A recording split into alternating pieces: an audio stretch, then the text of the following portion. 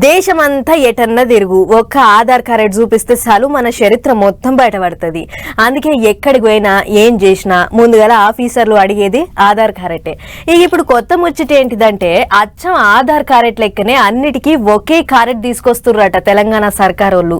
అంటే ration card, ఆ card, ఈ కార్డు అని 10 కార్డులు కాకుండా అన్నిటికీ ఒకటే కార్డు తీసుకొస్తుర్రట. మహిళలకు మేము ఇస్తున్న ప్రాధాన్యత ఆర్టీసీ బస్సులో ఉచిత రవాణా సౌకర్యమే కాదు, ఈరోజు ఇండ్ల పట్టాలు ఇవ్వాలన్నా మహిళల పేర్ల మీదనే ఇస్తున్నాం. ఇందిరమ్మ ఇండ్లు ఇవ్వాలన్నా మహిళల పేరు మీదనే ఇస్తున్నాం. ఇవాళ ఈ ఫ్యామిలీ డిజిటల్ కార్డు కూడా మహిళనే కుటుంబ పెద్దగా పెట్టి మీ వివరాలన్నిటిని కూడా నమోదు చేస్తున్నాం. గదాట ఇన్నొద్దులు ఇంటికి పెద్ద అంటే ఇంటి ఆయనను చూసేటోళ్ళు గాని ఇప్పుడు సర్కారోళ్ళు రూల్ మార్చేసిండ్రు. ఇప్పటి సంది ఏమిచ్చినా ఇంటికి పెద్ద ఇల్లాలే అన్నట్టు ఇస్తారట. కొత్తగా తీసుకొచ్చిన డిజిటల్ కారట్లు కూడా ఇంటి పెద్ద ఇంటి ఆమె పేరు మీదనే ఇస్తారట. ఇప్పుడు హెల్త్ కారట్లు, బీమా కారట్లు, రేషన్ కారట్లు అని వేరే వేరే ఉన్నాయి కాబట్టి అట్లా వేరే కాకుండా అన్నిటిని ఒకదాని కిందికే తీసుకొచ్చి కొత్త నంబర్లు ఇచ్చి ఒకటే కారట్ ఇస్తారా అన్నట్టు. ఎక్కడికి పోయినా ఇక కారట్ చూపిస్తే చాలు పని అవుతుంది అన్నట్టు. పింఛన్లు, రైతు బీమా, రైతు బంధు, ఫీజు రీఎంబర్స్మెంట్, ఇండ్లు లేనోళ్ళు, ఇండ్లు ఉన్నోళ్ళు గిట్లా ఒక్కటి కాదు పోన్రి అన్ని ముచ్చట్లు కంప్యూటర్లకు ఎక్కిచ్చి ఇంటికో డిజిటల్ కారట్ ఇస్తారట. 10 కారట్లు జేబులో పెట్టుకొని తిరగకుండా ఇప్పటి సంది ఆధార్ కారట్ లెక్క ఒక్క కారట్ పెట్టుకొని తిరిగితే చాలన్నట్టు. మంచి ఈగురమే. అది అట్లుంటే పనిలే పని పాత సర్కారు వాళ్ళ మీద గట్టిగానే దుబ్బెత్తి పోసిండు సీఎం సారు. మూసి వాడల పోయింటి పబ్లిక్ కు మేలు చేద్దామని చూస్తా అంటే అంత అడ్డం పడతాండ్రు అన్నట్టు గట్టిగానే గరమైండు.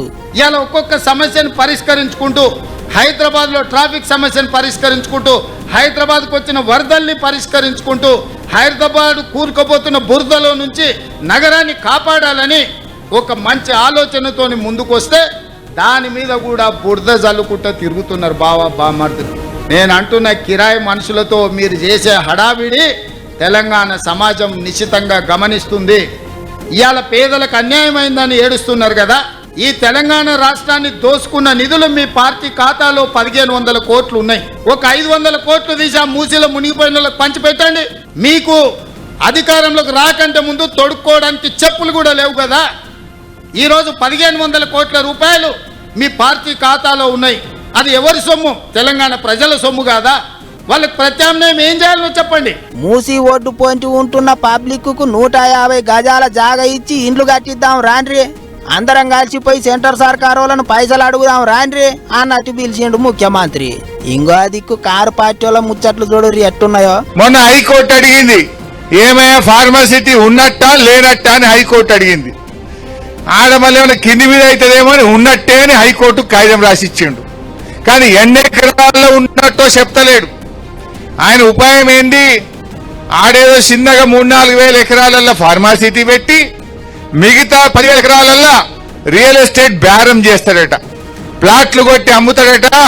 ఆయన మనుషులకు, ఆయన అనుయాయులకు ఆ 10,000 ఎకరాలు కట్టబెట్టి దాన్ని తెచ్చి మన ఊరి మీద ఎత్తుడు. ఇప్పుడు ఇండ్లు గూలగొట్టి గదే మూసి నది ఒడ్డు పోంటి కంపెనీలు తెరిచి మూసి నదిని ఇంగిత ఆగం పట్టిస్తారు అన్నట్టు మాట్లాడుతున్నారు కారు పార్టీ వాళ్ళు.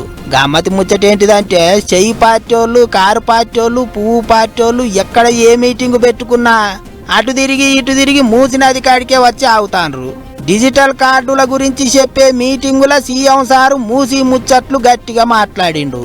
అంత చూస్తా అంటే లొల్లి ఇప్పట్లో చల్లబడేటట్టు అయితే లేదు అనుకుంటారు అందరూ.